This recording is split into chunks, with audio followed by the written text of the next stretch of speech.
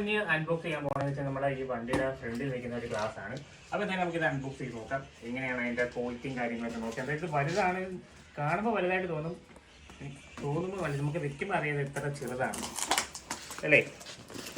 നോക്കാം.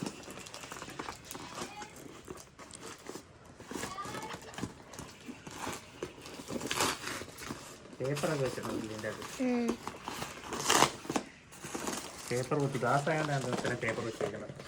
ഭയങ്കര ഇത് ഫുള്ള് പേപ്പർ കൊണ്ട് പറ്റിക്കൂ. പേപ്പർ മാത്രമേ ഉള്ളൂ.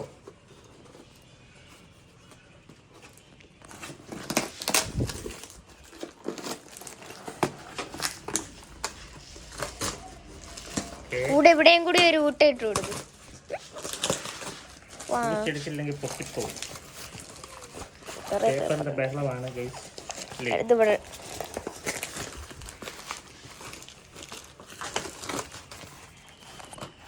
അപ്പം നമുക്ക് എടുക്കാം. ഇതാണ് സാധനം. പേപ്പർ കുറെ ഉണ്ട്.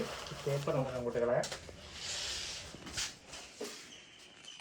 അപ്പം ഇതാണ് ഇനി നമ്മൾ വണ്ടിയിൽ വെക്കാൻ പോകുന്നത്. ഇത് ഫേസറിന്റെ ഇതാണ്, ഫേസറിന്റെ സാധനം ഷീൽഡാണ്, വിൻഡ് ഷീൽഡാണ്, ഫേസറിന്റെ വിൻഡ് ഷീൽഡാണ്. എന്തായാലും നമുക്ക് ജസ്റ്റ് ഒന്ന് വെച്ച് നോക്കാം. ഇങ്ങനെ ഇരിക്കും. ഇങ്ങനെ ഇരിക്കും സാധനം. ഇത് അങ്ങോട്ടാക്കി കൊടുക്കാം. എംബിയുടെ പൊക്കി കഴിഞ്ഞാൽ നമുക്ക് അറിയത്തില്ല എന്താണ്. കാണില്ലേ. അപ്പൊ ഇങ്ങനെ ഇരിക്കും.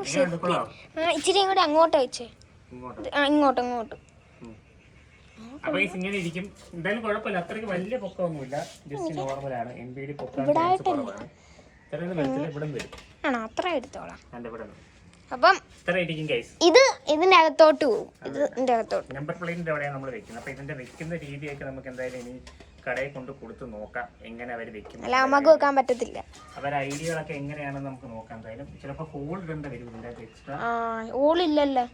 ഇത് ഡൊമിനറിന് വെക്കുന്നല്ലേ?